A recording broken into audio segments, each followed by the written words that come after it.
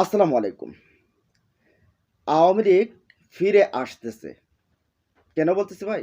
দেখেন এই বিষয়টা নিয়ে অ্যা গণ অধিকার পরিষদের যে সেক্রেটারি আছেন রাশেদ খান, তিনি এই কথাগুলো খুব স্পষ্টভাবে শেয়ার করছেন যে কিভাবে তিনি আওয়ামী লীগ ফিরে আসতেছে। আওয়ামী লীগ এদেশে ফিরে আসতেছে। পুনর্বাসন কিভাবে আওয়ামী লীগকে করা হচ্ছে।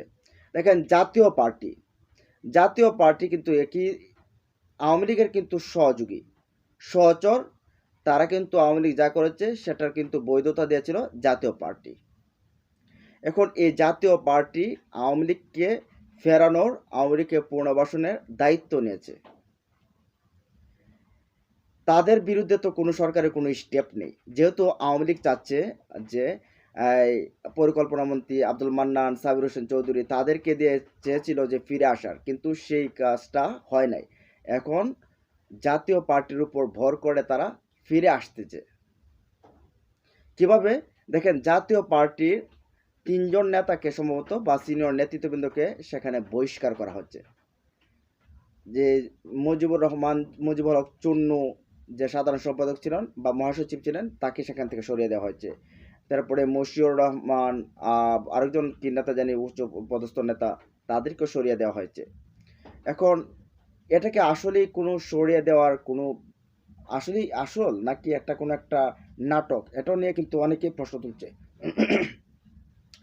এখন এই জায়গায় মহাসচিব হিসেবে নিয়োগ করা হয়েছে শামীম হায়দার পাটোয়ারিকে। এখন শামীম হায়দার পাটোয়ারি সেও তো শেখ হাসিনাকে বৈধতা দিয়েছিল নির্বাচনের মাধ্যমে, সেও তো এমপি ছিল। তাকে মহাসচিব বানানো হয়েছে ওই যে আগেরগুলোকে দূরে ঠেলে দিয়ে। এখন এই কারণে গণ অধিকার পরিষদের যে সেক্রেটারি রাশেদ খান বলছে এই জাতীয় পার্টির উপর ভর করে আওয়ামী লীগ ফিরছে। আওয়ামী লীগকে পুনর্বাসনের দায়িত্ব কাঁধে নিয়েছে এই জাতীয় পার্টি।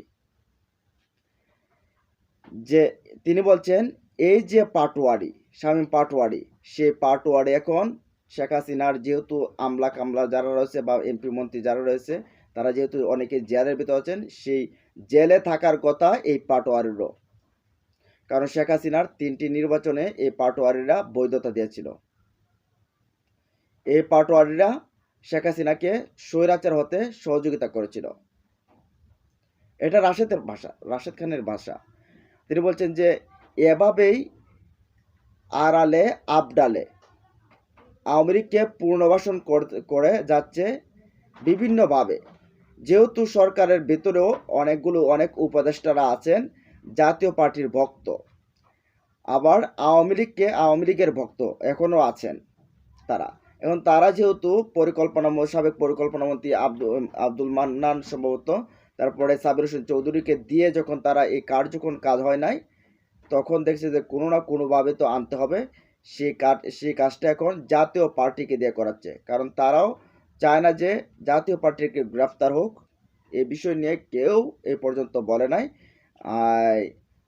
নাই কিন্তু সরকারের পক্ষ থেকে, উপদেষ্টাদের পক্ষ থেকে। এখানে এনসিপি বলছে, জামাত বলছে বা গণ অধিকার পরিষদ বলছে, বিএনপি অনেকে বলছে, কিন্তু এটা সরকারের পক্ষ থেকে কেউ বলে নাই।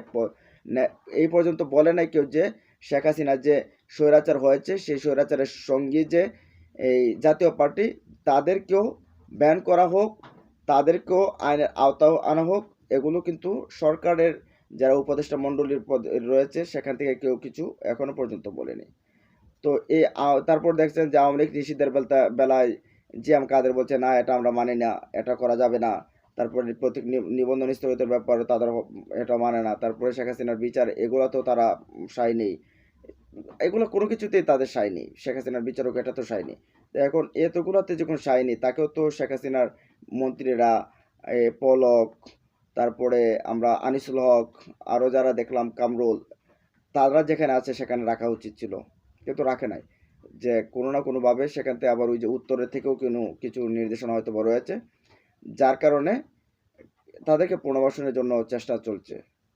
তো যাই হোক, গণ অধিকার পরিষদের যে সেক্রেটারি রাশেদ খান যে কথাগুলো বলছে সেই কথাগুলোর সাথে আপনারা একমত কিনা জানা দেন কমেন্ট বক্সে। ভালো থাকুন, সুস্থ থাকুন, আল্লাহ হাফেজ।